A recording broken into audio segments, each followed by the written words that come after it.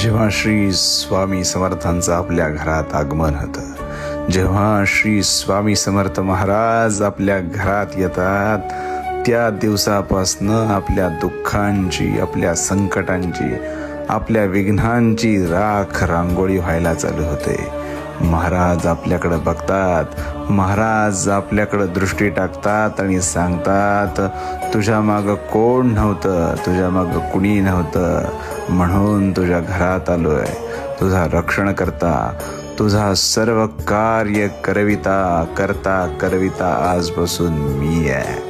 माझी सेवा करत राहा. ह्या सेवेचं फळ तुला एक दिवस असं मिळेल की तुलाच उमगणार नाही की तू काय मिळवलंयस. सगळ्यांना मिळवण्यापेक्षा मला मिळव. मी सदैव तुझा रक्षण करता होईल. श्री स्वामी समर्थ.